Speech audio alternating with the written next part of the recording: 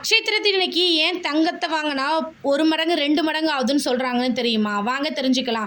கிருஷ்ணரும் குசேலரும் சின்ன வயசுலேருந்து நண்பர்களாக இருந்தாங்க. கிருஷ்ணர் கோகுலத்தை விட்டு துவாரகையில் போய் மன்னர் ஆயிட்டாரு. ஆனால் குசேலர் பரம ஏழை ஆயிட்டாரு. அவருக்கு என்ன பண்ணுறதுன்னு யோசிக்கும் போது கிருஷ்ணரோட நினைவு வருது. இதனால் தன்னோட நண்பர் கிருஷ்ணரை பார்க்கறதுக்கு ஒரு கப்பா அவுள் எடுத்துகிட்டு போகிறாரு. அந்த அவுளை துவாரகையில் கொண்டு போய் கொடுக்கறதுக்காக போகிறாரு. அப்படி போகும்போது அங்கே இருக்க காவலர்களால் குசேலர் நிராகரிக்கப்படுறாரு. காரணம் என்னென்னா அவரோட அழுக்கான உடைகள்.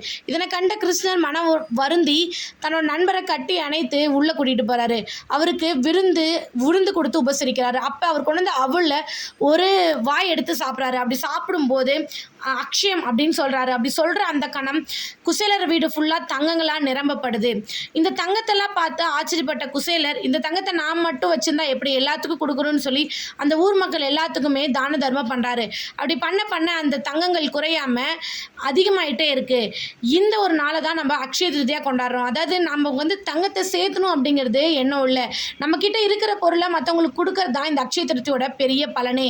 உங்களால் தங்கத்தை கொடுக்க முடியலனாலும் ஒரு வேளை சாப்பாடு கொடுத்தா கூட அது பெரிய விஷயமா கருதப்படும். அது மட்டும் இல்லாமல் உணவுக்கு தெய்வமான அன்னபூர்ணி பிறந்த நாளும் இந்த நாள் தான். அதனால தான் நம்மளால் முடிஞ்ச அளவுக்கு மற்றவங்களுக்கு ஹெல்ப் பண்ணுறதுக்காக தான் இந்த ஒரு அக்ஷய திருதியை கொடுத்துருக்காங்க. அப்படி நாம் மற்றவங்களுக்கு ஹெல்ப் பண்ணும்போது நம்மளோட பணம் இரட்டிப்பாகும்னு சொல்லுவாங்க. இந்த வருஷம் ஏப்ரல் 30 அக்ஷய திருதி வருது.